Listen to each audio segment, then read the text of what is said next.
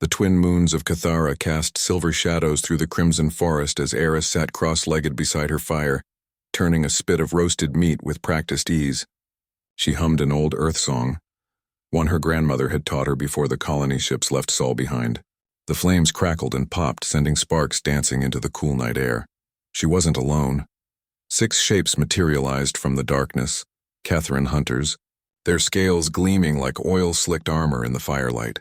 They were apex predators on this world, 7 feet of coiled muscle and razor-sharp claws, their reptilian eyes tracking every movement with cold calculation. Their plasma rifles hung ready at their sides, though their clawed hands suggested they preferred more intimate methods of killing. The lead hunter, his crest flaring in dominance display, hissed something in his native tongue. Eris didn't need a translator to understand the intent. She was trespassing. This was their hunting ground, and she was prey. "Evening, gentlemen," Eris said calmly, not bothering to look up from her meal. She pulled the meat from the fire, blowing on it gently. "There's enough to share if you're hungry." The hunters exchanged confused glances.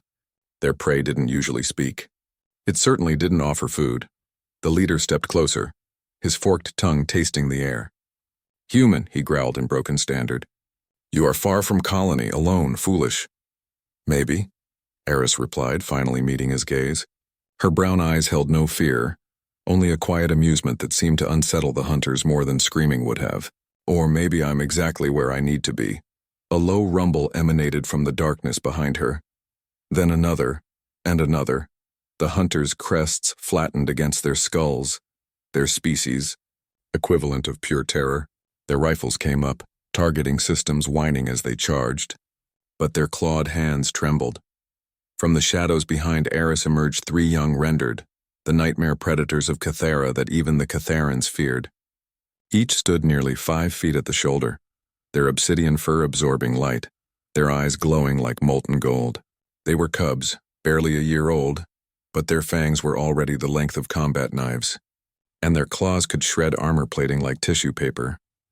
Vorn, the largest of the 3, padded forward until he stood beside Eris. His lips curled back in a warning snarl that revealed rows of serrated teeth. The sound that emerged from his throat was something between a lion's roar and a fusion reactor failing, a bone-deep vibration that made the very air shudder.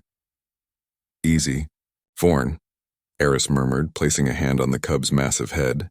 He leaned into her touch, never taking his eyes off the hunters. "They're just curious. Aren't you, boys?" The lead hunter took a step back. Then another. His species hadn't survived to spacefaring status by being stupid. Adult rendered were unkillable nightmares that hunted in packs and could take down armored vehicles. Cubs were unpredictable, aggressive, and fiercely protective, and this human was touching one. "How?" the hunter managed, his translator struggling with the disbelief in his voice. "Rendered kill all. They cannot be tamed." Eris smiled, tearing off a piece of meat and offering it to Vorn, who took it delicately despite his fearsome appearance. "They're not tamed. We're friends." "There's a difference." The other 2 cubs emerged fully now, flanking Eris on both sides. They were smaller than Vorn, but no less terrifying. One of them, a female with a distinctive white marking on her chest, rubbed her head against Eris's shoulder hard enough to nearly knock her over. "3 months ago, I found them," Eris continued, as if having a casual conversation rather than sitting in a standoff between species. Their mother had been killed by poachers. They were starving, scared. Everyone said I should leave them, that they'd kill me the moment they were strong enough. She scratched behind Vorn's ear, and the massive cub's eyes half closed in contentment, though his growl never ceased. "But humans, we have this stupid habit of adopting things that could kill us. Wolves became dogs. Big cats became companions. We've been doing it for thousands of years." She looked up at the hunters, and there was something ancient in her expression, something that spoke of a species that had clawed its way to the top of its own world's food chain through sheer stubborn determination. "We don't see monsters. We see family." The lead hunter's rifle lowered slightly. Around him, his pack was already retreating, their survival instincts overriding any thoughts of aggression. But he lingered, his predatory mind trying to process what he was witnessing. "The colony elders," he said slowly. "They will not approve. Rendered near human settlements." "The colony elders can come talk to me about it," Eris interrupted. But they'll need to bring better manners than you did. Vorn doesn't like threats. As if to emphasize the point, Vorn took a step forward, and the sheer mass of him, all muscle and fang and barely restrained violence, made the hunter stumble backward. We go, the hunter decided quickly. But this is not over, human. Eris, she corrected. My name is Eris, and you're welcome to come back any time. Just knock first next time. It's polite.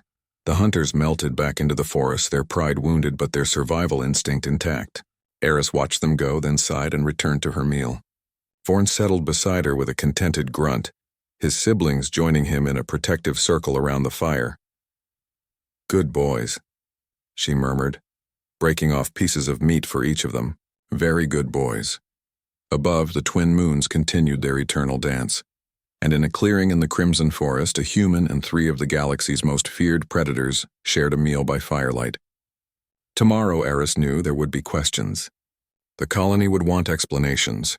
Scientists would want to study the cubs, but tonight she was just a woman with her unusual family, proving once again what humans had always known, that the line between monster and companion was often just a matter of perspective, patience, and a willingness to see beyond the fangs. Vorn's purring rumble filled the night air, and Eris smiled. Humanity hadn't conquered the stars through superior firepower or advanced technology alone.